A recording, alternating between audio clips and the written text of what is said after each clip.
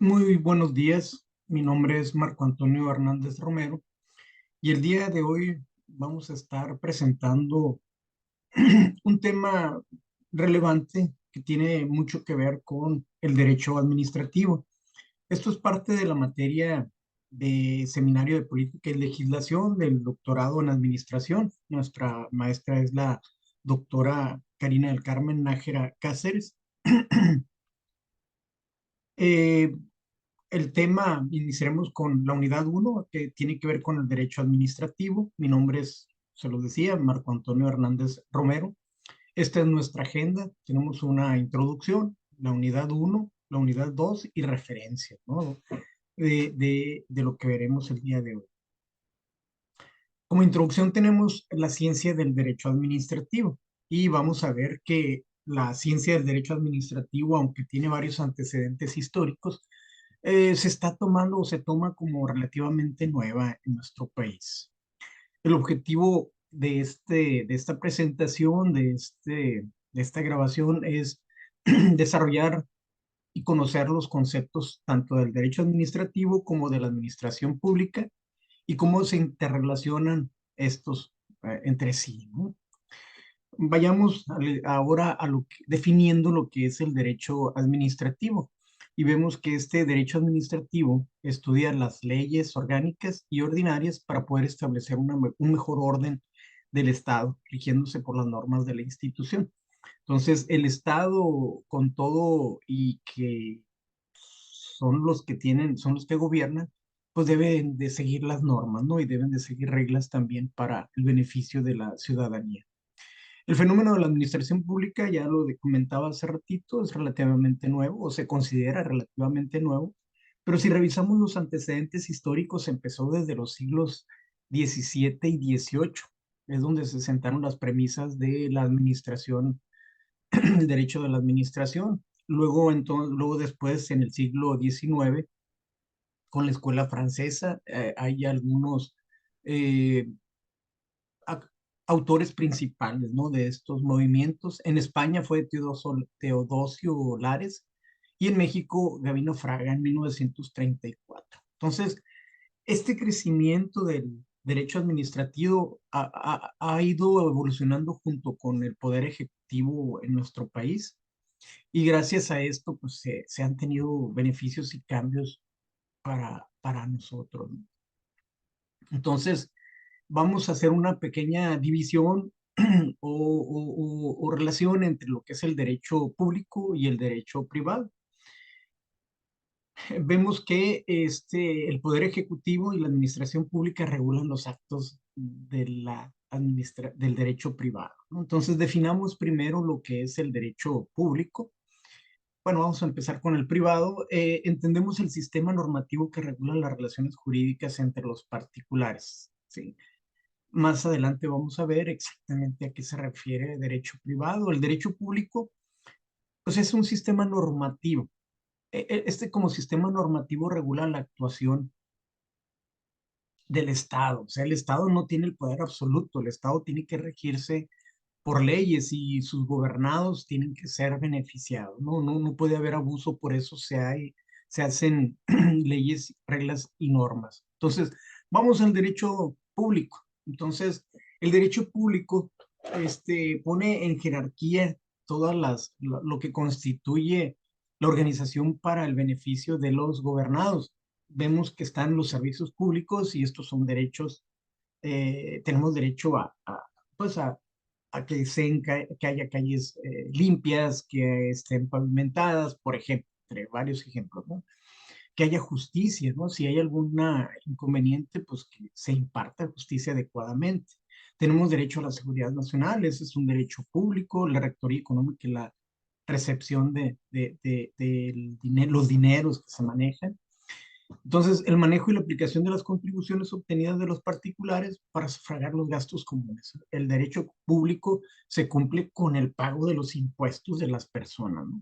Ahora, analizando lo que es el derecho privado, tiene mucho que ver con la cuestión económica, ¿no? Los derechos que tienen las personas a una vivienda, a una familia, al derecho agrario, ¿no? También vemos con el derecho privado que destaca el contenido económico, ¿no? Las personas son dueñas de sus casas y tienen derecho a ello, ¿no? Por ejemplo, ¿no? Hay muchas opiniones respecto al derecho público y la publicación del derecho privado. Hay países donde el Estado interviene sobre los derechos privados y privatiza o quita eh, viviendas y terrenos, ¿no? Entonces hay opiniones encontradas respecto a eso, ¿no? Casi siempre en los partidos, ¿no? Casi siempre cuando alguien está en campaña promete algo diferente a lo que se maneja dentro de la ley, ¿no? Y luego ya no lo pueden cambiar porque pues, eran promesas de campaña. Ahora, si nosotros analizamos lo que es el derecho administrativo, vemos, decíamos hace ratito, el derecho administrativo se divide primero en público y privado, pero el derecho público se subdivide en la parte en lo que se refiere a interno y externo. En la parte interna está el derecho administrativo y tiene mucho que ver allí la administración pública y el ordenamiento jurídico. Dentro del ordenamiento jurídico está la organización y los servicios. Muy bien. Entonces, esto es para ver las ramas especializadas del derecho administrativo. En cuanto a las fuentes del derecho administrativo, nosotros vemos como fuentes todas aquellas formas o maneras o medios en las que se emergen o se hacen esas leyes y reglas del derecho. Es la forma de creación de las normas.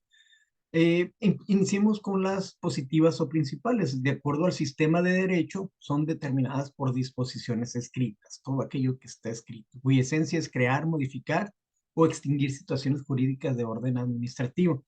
En este caso, los ejemplos son, pues tenemos una constitución, la Constitución Política de los Estados Unidos Mexicanos, hay reglamentos dependiendo de la instancia. Hay estatutos, hay decretos, hay ordenanzas, ¿no? Los decretos se emanan del ejecutivo o del presidente, ¿no? Y las ordenanzas pueden ser de los estados también. Luego están las racionales o secundarias. Estas tienen antecedentes lógicos y necesarios que sirven para complementar el conocimiento y práctica de los anteriores. Tiene mucho que ver con las cuestiones y necesidades sociales, ¿no? En esta parte están las doctrinas, la jurisprudencia, las costumbres, entre otras, ¿no?